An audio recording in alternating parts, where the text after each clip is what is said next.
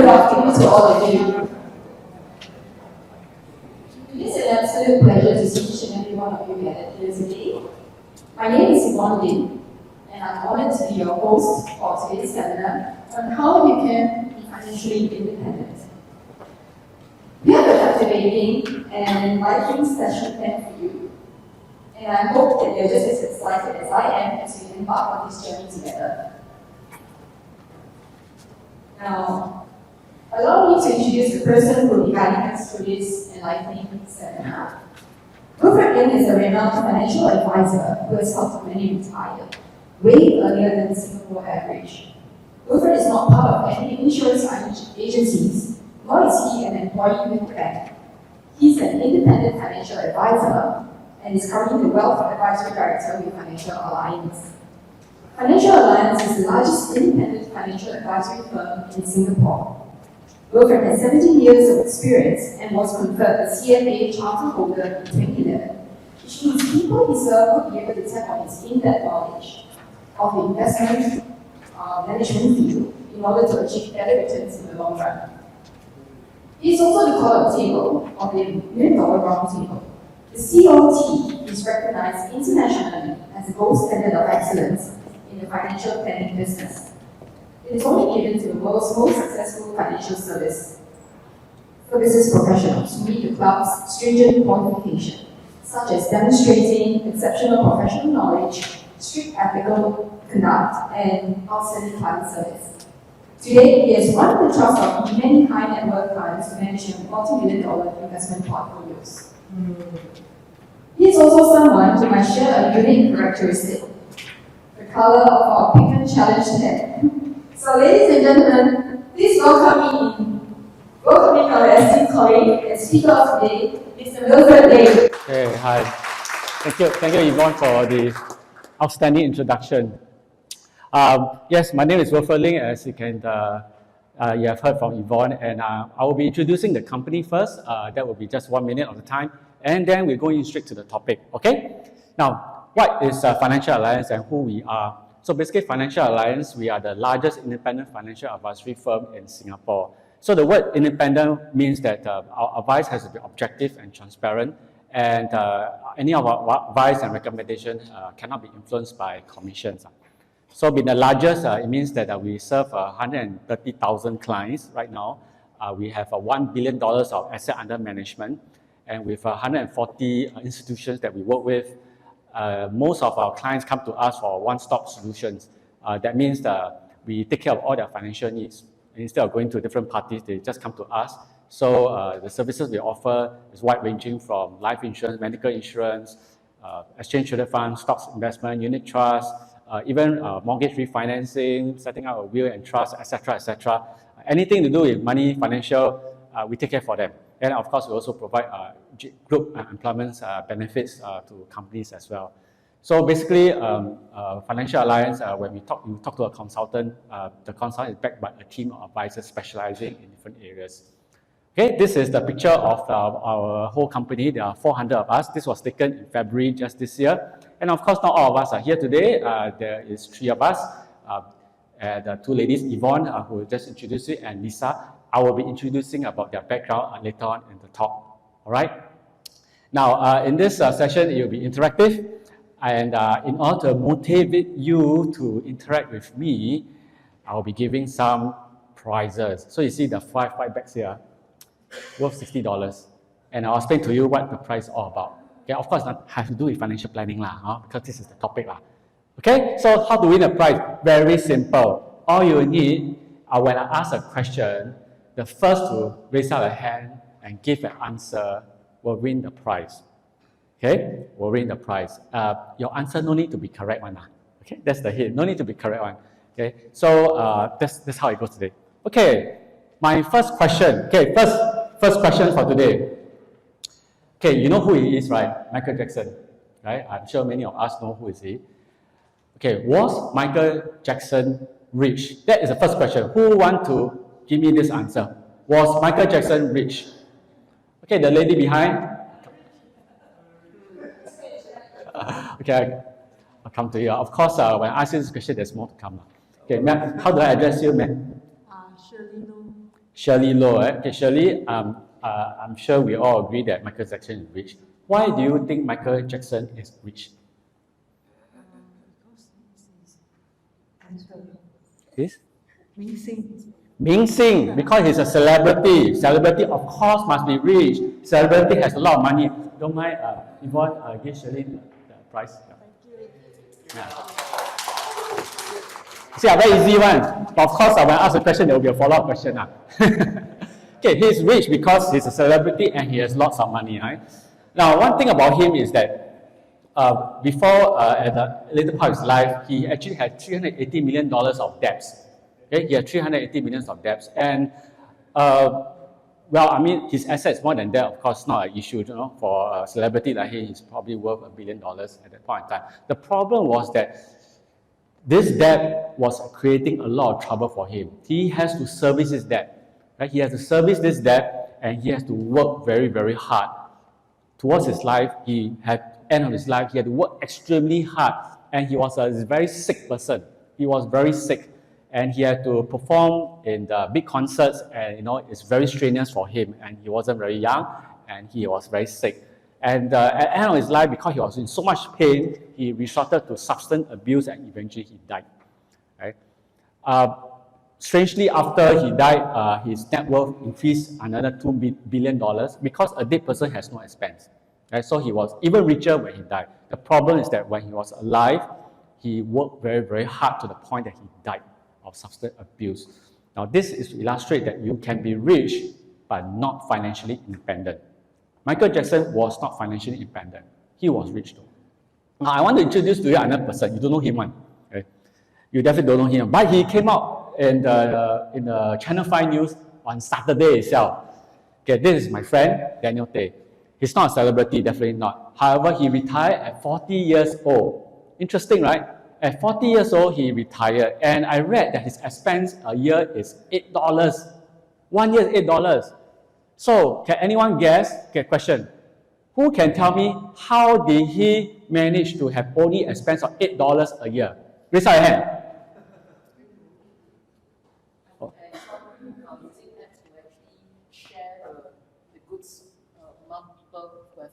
Okay, how do I address you, man? Agnes. Agnes. Yeah, okay. I happened to saw this episode whereby he actually used app to actually exchange those excess food and supply with each other, the neighbors and people who is willing to share. So in the end, nothing is waste.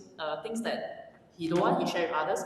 Others share with him what they don't want. So yeah, it's like an ecosystem like that. Yeah. Thank you, Agnes. Very, very good. Yay! I want please pass the gift to her. Super good. You saw the show, Channel 5, yeah. So he has been doing this for years already. So basically it's true that he is known as a vegan. So vegan in layman term means use things which people throw away. Okay, in a very simple language. Use things which people throw away. So of course he don't pick up the rubbish and eat. No, not like that. Got style one, got method one. Right? He shared with me his method. Wherever people throw away, he go through a process of filtering what is safe to consume, what is not needed. And example, like like supermarket, sometimes they can't sell the vegetable, not because the vegetables is rotten, but because it doesn't look nice. And then the supermarket throw it away. So wasteful, right? And same as a wholesaler, they throw away because it looks ugly. So he and his community would rescue food and so on. So Daniel Tay is not rich. Okay, he's not rich because I know him in person. However, he has financial freedom. He is financially independent. Now, of course, I'm not going to encourage you to be like him. Otherwise, you all will resign from PSA and think that's not so good. No, not so extreme. But I want to illustrate to you that you can be financially independent, despite the fact that you may not be well-to-do. And for those of us who are very well-to-do, you are blessed. Thank God you are blessed to be well-to-do. I just want to let you know that you might not be financially free. Okay, that's what I'm trying to say. You might not be financially free. Okay, so this is the first tip for you. Okay, on the screen. I apologize, the words are a bit small, but you just listen to me. Okay, what I say is more important. What's the difference between rich and independent? So the difference. So I'll tell you a couple of stories. So the first story I want to share with you is this. There's this lady who came to me because after every time a webinar or a seminar, at the end I'll ask the audience if you want to speak to us, want to speak to me. It's only a 10 minutes phone call, and this lady filled out the feedback form, and then she contacted me through the. I mean, we talked for 10 minutes. So in the phone discussion, she told me this. Say, Wilfred, I have no peace. She's 50 years old. Say, I have no peace. I'm not so sure whether can I retire within the next 10 years. However, before the phone call, I already checked her. She gave me the name and the company she worked for. But I know the company because I spoke in the company. Right? Then I checked the LinkedIn. Actually, she was a senior executive. And so I estimate that actually she should be very well-to-do. True enough, on the phone, she told me she's well-to-do. So I said, why you have no assurance to retire? Can you tell me more about your finances? So she tell me this. And then I found out, you know how much her net worth? Net worth means asset less debts. You want to guess? Okay, just a wild guess. Okay, this one got price. Wild guess. How much was her net worth? Just a guess, a figure it.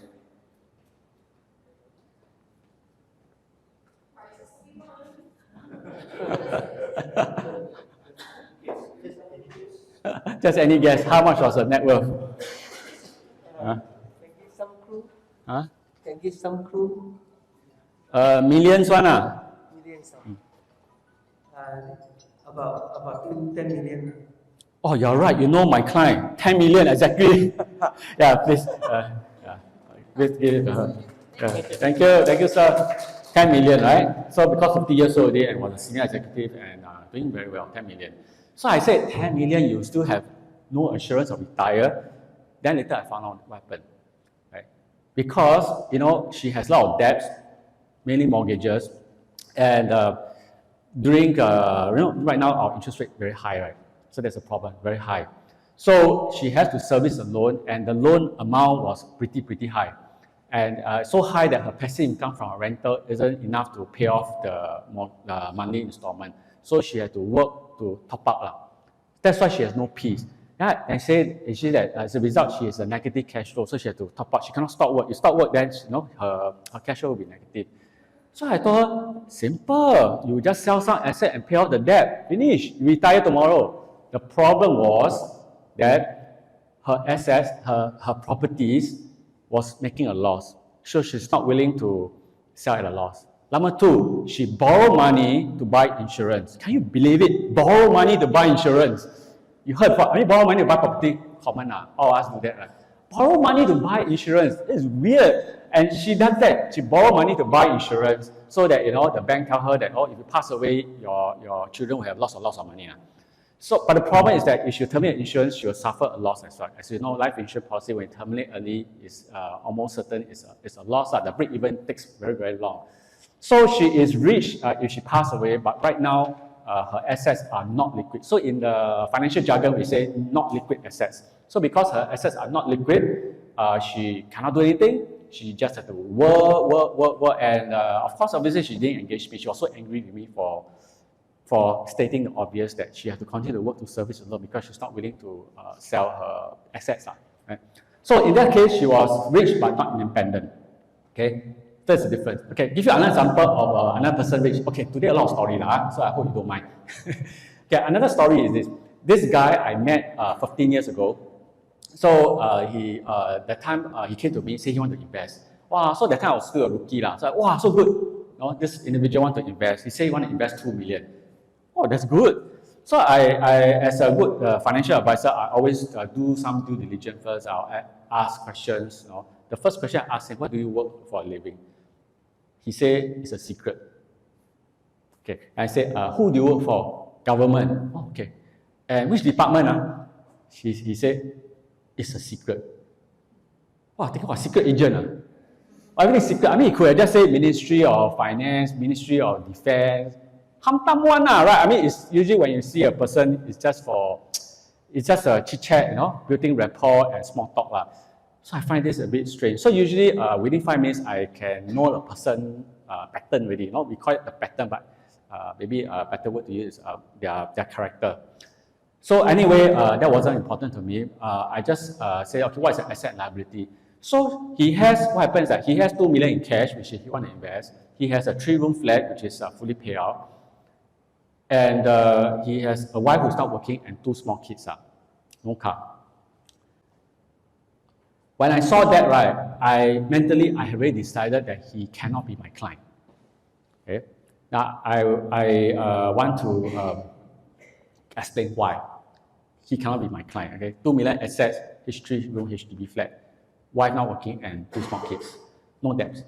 The reason is because this guy, this is 15 years ago, so a 2 million then, and now it's about, I think now it should be 3 million or 4 million. Quite well to do, and it's middle age. The reason why I didn't want him to be my client is because his focus was to build wealth for the sake of building wealth. His goal of money, the aim, his objective of money is to make more money. Okay? On the other hand, most people at that age, their objective is to provide a comfortable living for their family. I'm sure you agree with me, right? You will prioritize your kids, make sure your kids are at a comfortable, if your wife is so busy doing housework, if you got a means, maybe you can employ a domestic worker, if you got a means, of course. I'm not looking down at people staying in 3-room flat. Don't get me wrong. When I got married, I stayed in a 3-room flat. I rent out.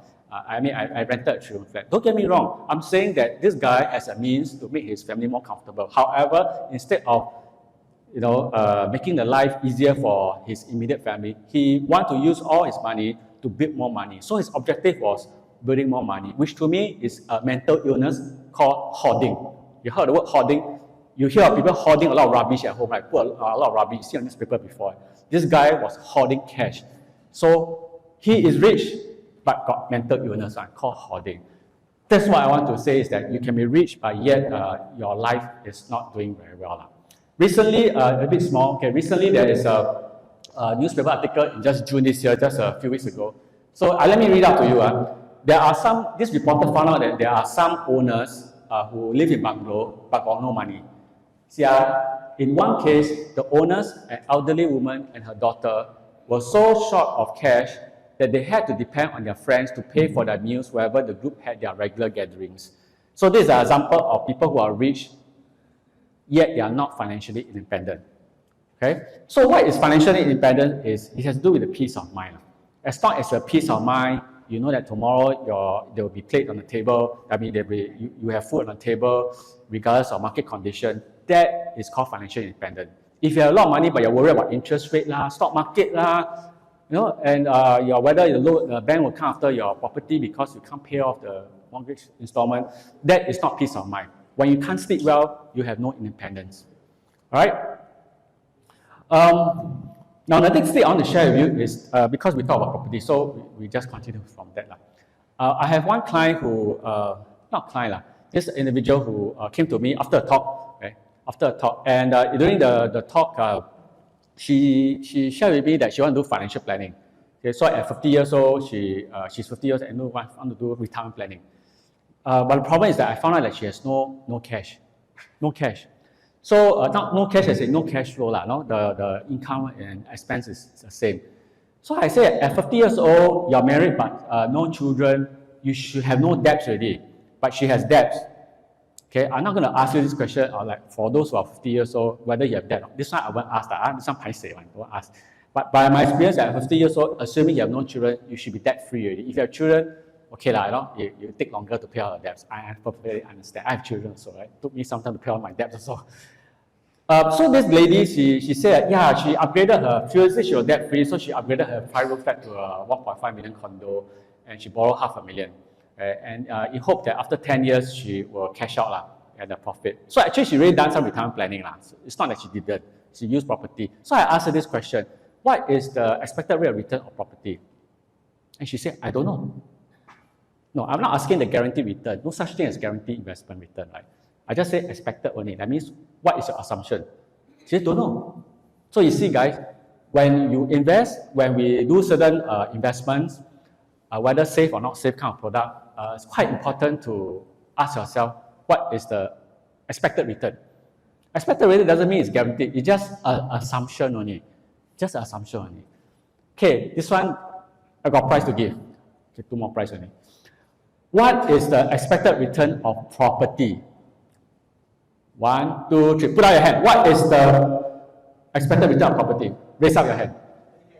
Any guess will do. Even wrong answer also got price. What's the expected return of property? The expected return of property. Yeah. How to answer this? How to answer? How many percent? How many percent? 5%, 10%? 5%. Average 5% a year. Give the gentleman the gift. How do I address you, sir? Say it. Mohan. Mohan, yes, give the gentleman one fund. So actually, you're right. If you add in your capital appreciation plus rental yield, it's about 5%. However, most people, they don't rent out. Okay, they don't rent out, so they stay, right? So historically, it's 2.4% only. Okay, 2.4. The green color is 2.4% only. Only 2.4%. Okay, it's not a big amount. And actually, by my research, is that it goes along with inflation. Inflation is 5%, it will be 5%. The last 3 years, 2 years, Singapore inflation has been very high. So naturally, property price must also go along the pace. I feel that inflation is about 10%. Although officially it's about 5%. You go to the food, sometimes the food court, the food, like it feels like 50% higher, or the quantity has dropped by half. But the property price has only been increasing along with inflation. And it's because of something happened in 2011. Something happened in 2011. So I'm going to now pick someone to make a wild guess. What happened in 2011? Someone from behind. Okay, lady, now how do I address you, ma'am? Lina. Okay, you can give me any answer you want. What happened in 2011 that is very eventful for Singapore?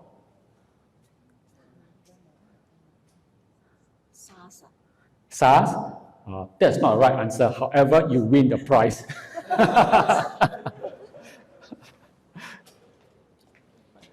Okay.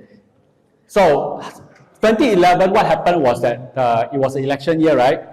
And there is something interesting during election, which is the ruling party did not have the expected, rather their performance was below expectation, the ruling party, PAP.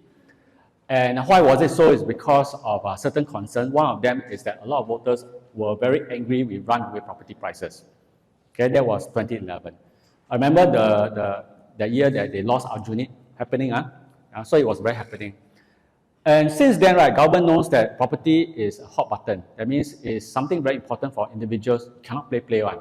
Okay, if the property has gone too much, a lot of new buyers cannot afford. You see, when property go up, actually, if you have property, means you should be happy, right? The problem is that a lot of people have children also. And so the children cannot afford to buy a property. The parents have to top up and buy. And so that's why these same parents, who although they may have benefited from high property price then, find that they have to top up and buy and help the children. Right? And so they were very unhappy. So since then, right, there has been countless cooling measures. You can see one long list, a very long list, so small fine print until I also cannot see. Okay? That's the reason why a lot of cooling measures every single year to make sure property price is in check, to go along with inflation. Like even in COVID year, when the economy was so bad, there was no removal of a cooling measure. And September, just last year, there has been another cooling measure of preventing downgraders from private to HDB, a waiting period of 15 months. And so because of this, right, property prices go along with inflation. But that's okay if property prices go along with inflation and you use that for retirement planning. The problem is that most people will borrow money to buy. So when you borrow money to buy, there is a huge amount of interest you have to pay. So the first question I want to ask is this. Okay, now no price already, but never mind, I think you are a sporty person. Okay. If you borrow 1 million for 30 years at 4% interest, what is the total interest that you pay? Okay, I read again. If you borrow 1 million for 30 years at 4% interest, how much interest do you need to pay? Wild guess. Ma'am, how do I address you? Doreen. Okay, Doreen, make a wild guess. How much interest do you have to pay altogether? 500,000, 200,000? 500,000. 500,000, right? Confirm? Okay, it's a good answer. It's definitely a few 100,000. The answer is 700,000. Okay, how to see 700 here? See here, 1 million loan for 30 years. The dark blue one is 30 years. 4% interest, 700,000. Okay, it's 500,000 if Is a total 500,000 of interest is correct if the interest is 3%. And if you are using CPF money to pay, the loss of interest on CPF money will add up. So potentially, you borrow 1 million, you end up incurring interest of 1 million. That means altogether you have to pay back 2 million. So if your property price don't rise to overcome this cost of interest, you will find that you lose money. Okay, that's the issue right now. So as a result of this, right, because of a huge amount of commitment to usually the mortgage and property, most people cannot start early in their retirement planning. So you have read probably in the news and newspaper or social media the importance of starting early. So for example, that if you start, let's say if you start to invest $1,000 a month for 30 years, you'll get 1.2 million. Okay? 1,000 a month for 30 years, you get 1.2.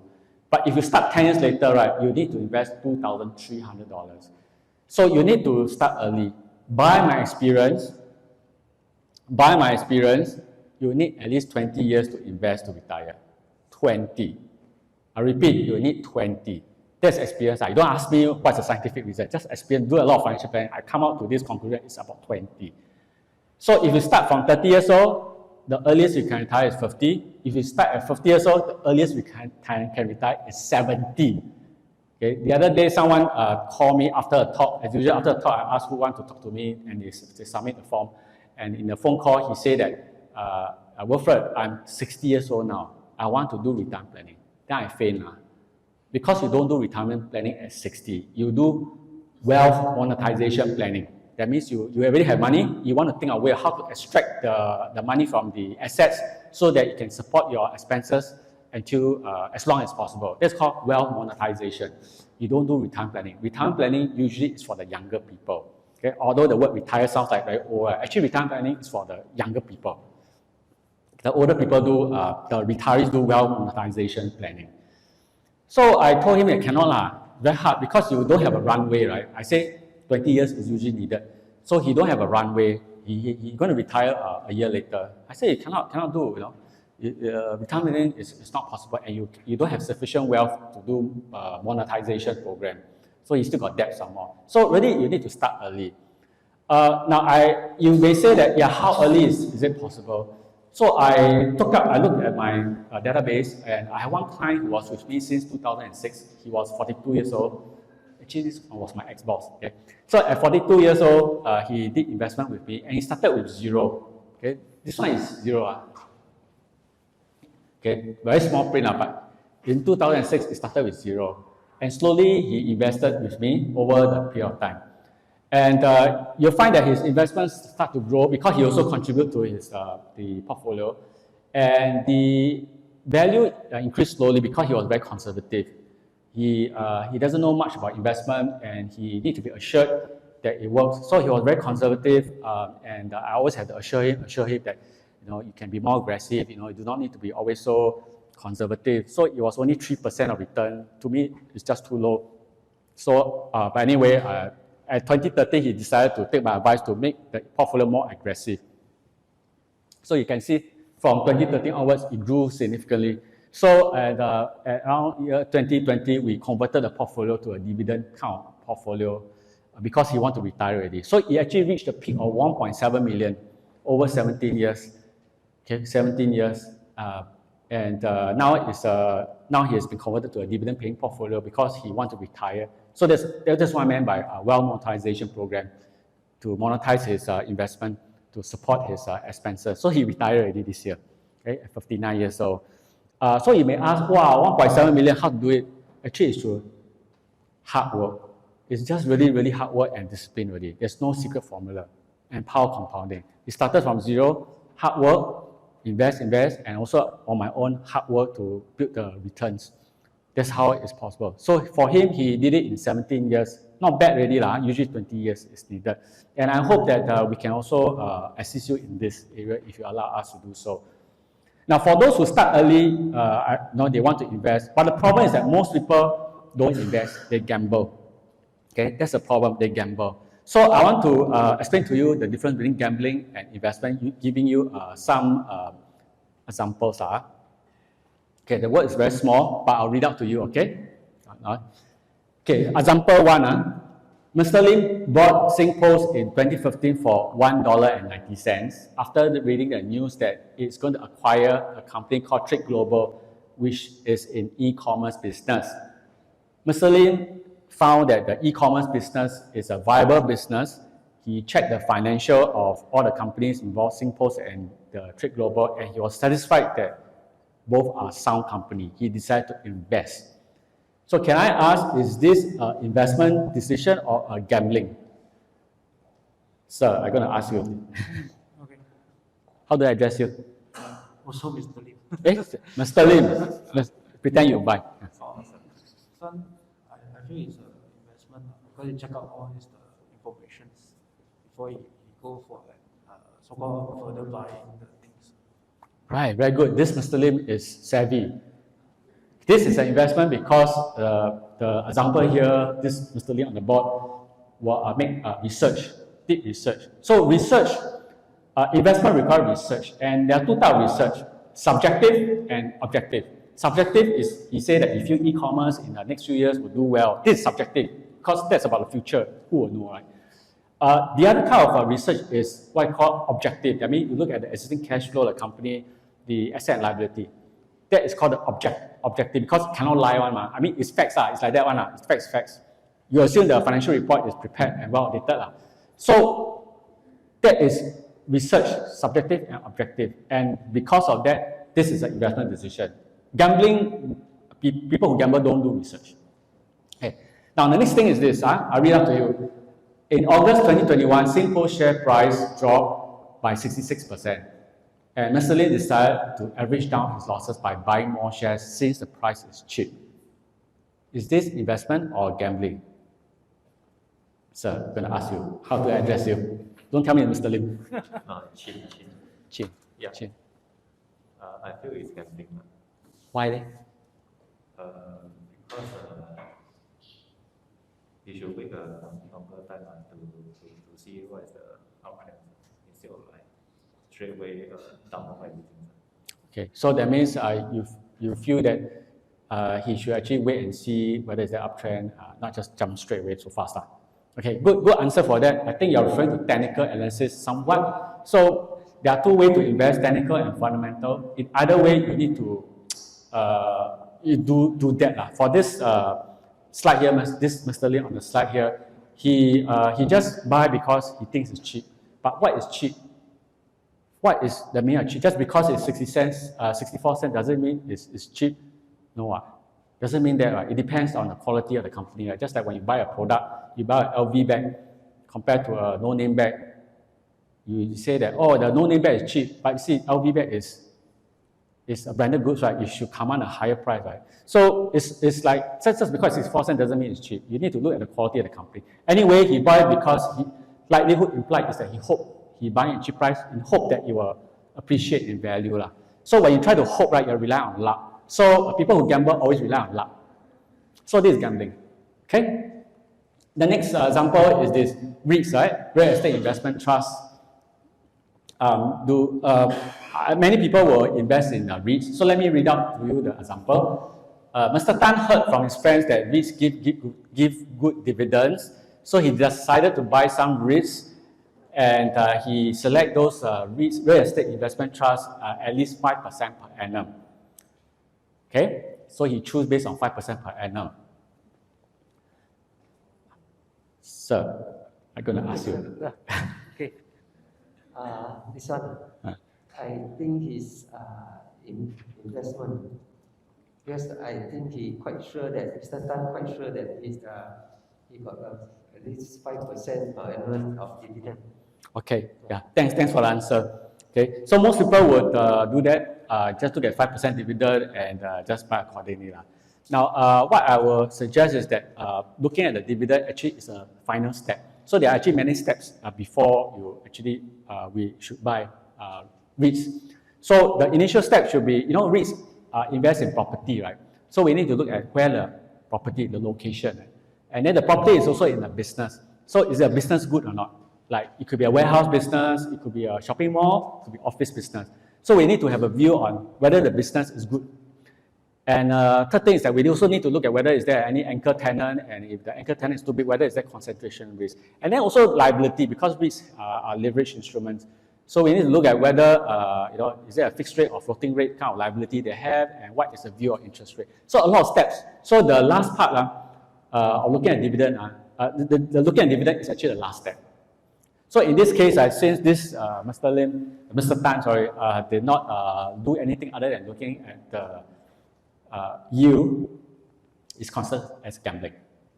Okay, because he did not do proper research. Okay, this is another one. Okay, I think you know the method already. When you see a lot of words, this research, investment, a lot of words. So for this one, I read up to you. Mr. Ong, he had Lipo Mall Indonesian Retail Trust. That means he already buy already. It's an existing one. But recently he noticed that there is a new tax regulation taxing 10% of the rental income. The rental income is also in rupiah, which is a weak currency, and the trust borrow money in Singapore dollar, which is a strong currency. And looking through the annual report, currency hedging strategy is unclear and ambiguous. So he decided to sell. Is this selling an investment decision or a gambling decision? So I'm going to ask you, Mr. Tan. So how you feel is gambling or investment? Investment. Very good. It's investment. Why do you feel it's an investment decision? Because he actually read up on the regulation and compare between the income and the rental and the borrowing, and looking through the annual report. Yes. So yes, this is because a lot of research is done. So investment decision can be a sell decision. You're very right. In fact, this case, right, is a real case. My client actually asked me this question, but he do not know how to do research. So he asked me, he already have this investment. He asked me, so I'm the one who did the research and tell him the 4 points. So this 4 points you are seeing now is an email that I sent to my client, listing out what the same thing as the previous slide. So you see, when we invest, if you do not know how to do research, you can always outsource. Okay? You can always outsource to somebody else who can do that. Okay? So it's actually a real case. Except that I was the one doing the research. Okay, just pretend that my client decided not to sell. He said that the price so low already, I just hold the investment. Now, is the act of holding an investment because it makes losses investment decision or gambling? Okay, how do I address you? Sorry? Okay, my question is this. Let's say you make investment losses and then you decide to hold, hoping that you'll recover. Is that investment or gambling? Gamble is correct, gamble. So what this means is this, you can have investment, you might have bought something long ago, but if you hold because you hope that you recover, that is gambling. That means you can actually gamble without even doing anything. Scary, right? You can actually gamble without doing anything. I have clients who have bought stocks maybe 20 years ago, and the portfolio has dropped from $500,000 to just 50K because they were hoping that it will recover, but it never recovered. So that is how detrimental gambling is. And the irony is that he said he never do anything. That means he didn't go and trade or anything. That was the problem. Okay, he did not do anything to it, and that was gambling. Okay, next one. I know it's a bit dry, but I mean, investment is quite important. So I think everyone wants to make money. So that's why I spend quite a lot of time on investment. Okay, let's say James decided to buy a company called Intuitive Surgical. Okay, and he noticed that the company does robotics, research and manufacture robotics for surgeons to use, like keyhole surgery, etc. So you can see the robot. This is a robot, and the surgeon actually operates the robot from a computer. So he checked the finance, and it looks good. Cash flow is perfect. Balance sheet is perfect. So he decided to buy. Now, I think at this point in time, you know that this is an investment decision because he's checked. The objective research was he has a good prospect because it's in robotics, it's high tech. It has a lot of intellectual property. It's in healthcare, so there's high barrier entry. And he also do research on the finances. So his decision to buy was investment decision. So this final example I'm going to give you on investment is actually a real case where I actually recommended this stock to my client based on this. So they do not know how to invest, so that's how I recommended. And this was the transaction done in 2020 June. They bought at $197, then 1.5 years later sell at $329. So they make quite a lot of money from this, more than I think 30%. 200 to 300 is 1/3, right? Yeah, they make 30%. And then later the share price dropped because of the interest rate rise. So buy again at $200. And now as on 12 July, a few days ago, it was 337, went up already. So I personally don't trade a lot, but you can see the timeline, 2020 to 2021 is 1.5 years, which is considered quite long. So it's not considered trading. Okay, so what I'm trying to say that it's possible to invest, but if you don't do properly, you end up gambling. Now that we are talking about healthcare, I want to move on to healthcare. Right? So a lot of people, when they invest, they forgot that you may accumulate a lot of money. However, one illness or disability could actually wipe out your entire savings. Yeah, just one. So imagine you work for 30 years, and then one illness or one disability wipe out your entire 30 years of savings. Happen one. I think you know who are. You probably heard of people happening before. I have a couple of stories that I want to share. Most people, they don't bother about buying insurance for children. So I want to talk about children first. So 10 years ago, I got this family friend, and she has a 5-year-old son. That time was same age as my daughter, 5-year-old son. And as a result, her son was stricken with leukemia. Okay, 5-year-old. So the family was devastated, because just imagine you have a 5-year-old son or 5-year-old daughter, and how will you feel as a mother or a father? Definitely, you'll do everything you can to help your child, right? You'll put down everything and help your child, because they're supposed to have a bright future, and now they're stricken with a disease that normally older people will only suffer from. So like all good parents, my friend resigned. So she has 2 kids. They have 2 kids, and they are a double income earner. They have 2 kids of similar age, very close, 5 and 7 years old. My friend resigned from her job. She was a headhunter, so paying quite a lot of money. She resigned. And to make things worse, they have to separate the kids, because of hygiene reasons, you cannot allow the 2 kids to play with each other. So to separate the kids, right, the family has to be split into two.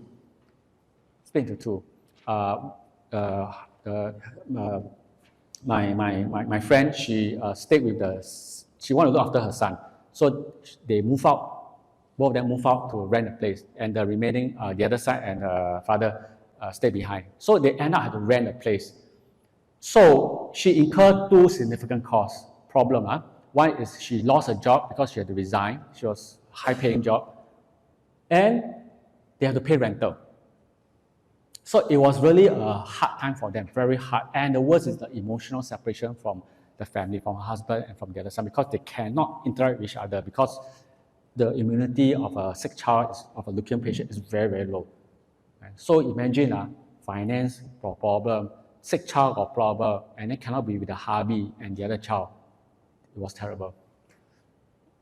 Now, imagine if this happened, what it means is that from a financial perspective, since it's a financial talk, right, it will mean that if the child has insurance to pay out a lump sum, it will really help paying for the rental and the loss of income. It will really, really help. And of course, the emotional turmoil cannot help it. But in terms of financial issues, health insurance for the child would really, really help.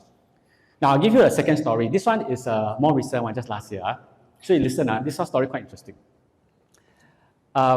I have a client who later do a complete financial planning with me, and one of that is investment insurance. And one of the recommendations for me is to recommend insurance for him, because he was 35 years old, he has a $1 million loan, and a child was just born.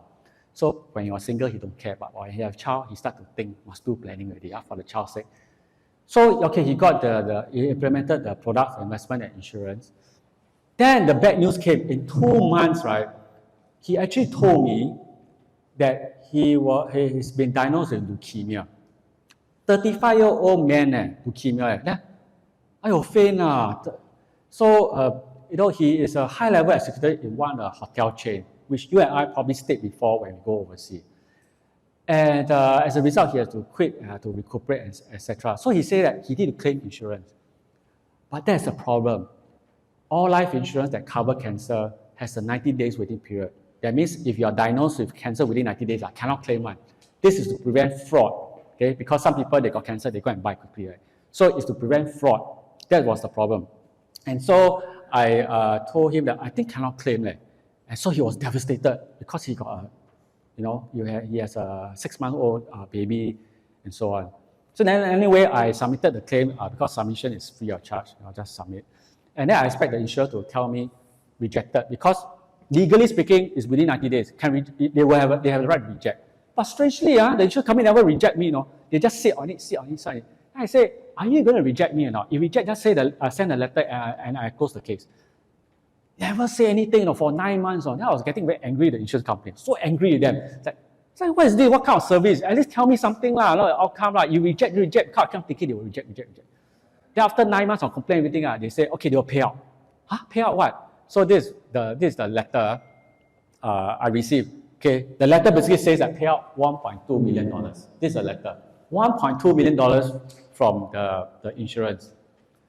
So I said, then I realized something. Actually, they did not exercise the right to reject just because it's less than 90 days. Remember, 90 days waiting period is to prevent fraud. So what they did is that instead of exercising their legal rights not to pay, they investigated whether it was a fraud. So I think they hired some private investigator to dig out all the medical records because they actually write to clinics which my client also cannot remember he has visited before a long time ago. And I think they also suspect that I was in collusion. So that's why they don't talk to me because I could be in collusion. So now the thing about it, I'm so happy that they investigated. They really do the thorough investigation to see whether was it fraudulent. And I'm really, really glad that this insurance company is not just it's really look after its customer. I'm really, really happy for that that they actually investigated rather than rejecting straight away. I feel quite ashamed of myself because I just told straight away my client, according to the legal document, you cannot claim one. I feel very ashamed. I could have said things like, I shouldn't be so negative in the first place. So I was quite ashamed of myself. So from the instant I discovered that, okay, in this financial industry, there are a lot of people who are looking after people's interests. Okay, now the thing is this, I have spoken about a lot of things right now, right? About how to be financially independent. Rich doesn't mean you're independent. If you're independent, you don't need to be rich. Make sure your mortgages don't drag too long, don't pay too much interest. Investment, don't gamble, whatever. So many things, right? So there are two ways to go about doing this. So one way is you try and error. Okay, we can try and error. You try many, many times until you succeed. So in fact, this is something about Japanese folklore. So in Japanese folklore, there is this saying that if you fold 1,000 origami cranes, eventually you will have a wish granted. And normally what do the people, what they wish for is peace, long life, good health. So this is just a folklore, of course it's just superstitious. That's what I'm trying to say, 1,000 origami cranes. So that means if you try 1,000 times of trying to figure out how to be financially independent, you will succeed. Okay? Because financial independence is about peace. So in fact, just now the gift that was given to 5 of you, right, it's actually this crane. This is the picture of what's inside the paper bag. Okay, it's inside. So there's a meaning to it. So if you put it at your office, maybe you got good luck. You will eventually have peace, long life, and good health. Okay, so this is how, this is explained to you the gift. Another way is to hire a coach. So, what is a coach is this. This individual called Gao Ming, he represented Singapore in 2008 for Olympics. But unfortunately, he actually lost that game because he has no coach. And why he had no coach? Or because there was some misunderstanding. So there was no coach. And a lot of people was very angry why he has no coach. Now, what's so big deal about coach for an Olympic champion is that our coach is the one who can strategize, look at the big picture, and tackle the enemy, because the coach can see the enemy weakness and then advise how to tackle the enemy. A sports person cannot see the big picture because he will be reacting and playing on it. So That was what happened. But anyway, the good news is that Gao Ling now, he won subsequently quite a lot of medals, just to let you know good news. So similarly, for financial planning, you can also hire a coach, which is a financial advisor. Two types of financial advisor in the industry. One is a product advisor. The other one is like a financial coach. So most of us here have met only product advisor. Very few are financial coach, right? Very few. So as Financial Alliance, three of us today here with us, we are like a coach lah. So how to go about talking to us is that, like many of my previous clients, they set up a 10 minutes phone call with us. Just the 10 minutes. There are 4 steps, but the first one is more important. So this 10 minutes phone call, just 10 minutes of your time over the phone in private, is to help us to find out about your concerns, your needs. If we can add value, okay, we can have a more detailed discussion on a separate day. However, if your finances is good to go, we'll be very happy to be connected lah. So really, it's just 10 minutes of your time for this phone call, right? So if your form that you're holding right now, right, if you look at your form right now, there is one question on this preliminary meeting, somewhere in the middle, okay? So you don't mind, you just fill up when is a convenient date for you, okay? It's at your convenience, right? Lisa and Yvonne will be assisting you to, or will be calling you to do that. Don't mind, you write your name, mobile number, as well as what time for this prelim call. As you fill up the form, okay, I want to introduce to you Yvonne. Okay, you just fill up. I will just talk. Okay, you just fill up the form. Now, Yvonne, can you come forward? Yeah, just to. So Yvonne is from Financial Advisory Manager from Financial Alliance, and in her early years in the industry, she has earned the trust and credibility of clients from men in the street and high net worth individuals, which lead her to earn the awards like Producers Club, MDRT, Chairman Roundtable. Her testimonials from clients includes finding her sincere, genuine, honest, put interest of her clients above her own, and dependable when it comes to servicing clients, especially when deals are done regardless of their size or portfolio. Her willingness to listen and patience, striking among her other qualities, are especially valuable in today's world where some advisors have shown preference for high net worth individuals only. She is constantly being approached by strangers about the color of her hair and skin, loves traveling, and is actively looking to contribute to society. Okay, that's Yvonne. Lisa, can you come forward? I'll introduce you. Do fill up the form. There's also other survey form you can also, there are other questions you can just fill up. Okay, Lisa, this is Lisa. Lisa is a senior consultant with Financial Alliance with 4 years of professional experience. As a chartered financial consultant and associate estate planning practitioner, she helped families gain clarity on her financial goals so that they live a happy and fulfilling lives. Many of our clients say that she's a helpful person with full of interesting insights into human relationships. In her free time, she likes to do yoga and hiking. Okay, if you like yoga and hiking, please contact her. Okay, so do the form, and in the meantime, I have some time, a bit of time for Q&A.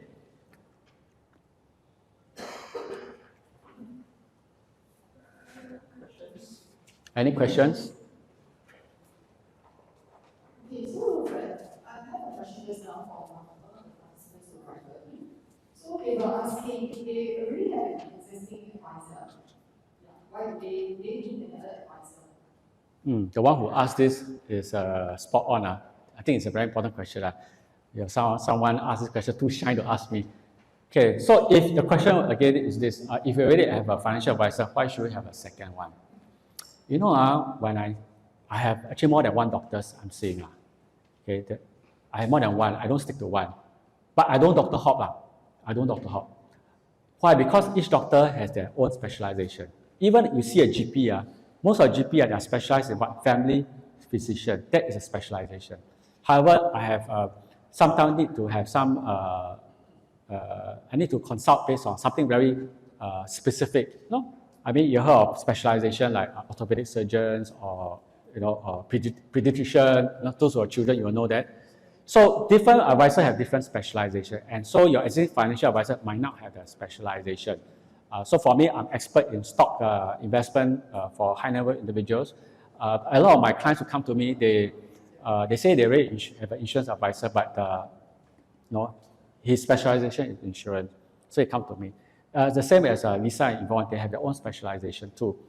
One thing is that when you engage us, you have one point of contact, but there's a team behind helping your case. So we do not believe in one-man show. Next question, please.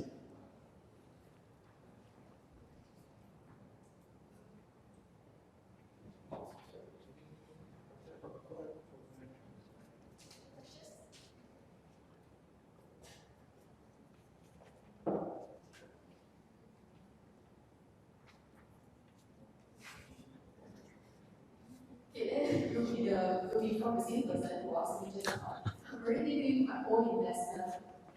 Yeah. So why do I need a financial advisor to help me? Okay, wow, this person a lot of questions, but don't dare to ask me directly, so ask her just now, right? Okay, so the question is that you're already doing it yourself investment, why should you engage a financial advisor? I think it's a very good question, right? Actually, a lot of my clients, before they met me, they also doing themselves. After they met me, also do themselves. You know why? Because we are financial advisor, we advise, but it's up to our clients to make the decision. So we do not take away your responsibility to make decision. We can advise you that this is a portfolio you can consider based on your needs. However, the decision is yours. So really, you still need to make your own decision, but this time around with a more informed decision. Okay? So with that, I think there are no other questions already. This is my final word, is this. Your future is created by what you do today, not tomorrow. Okay, so you don't wait for tomorrow. What you do today defines your future. So thank you very much. This is the end of the talk. Thank you very much, Wilfred. Many thanks to Wilfred and all of you for being here today. I'm sure you have benefited from this talk, and we would appreciate if you could give us some feedback on the feedback form. Yeah, and we'll be collecting the feedback forms as you take your leave and collect the lunch then. Thank you and enjoy your lunch. Have a good day ahead.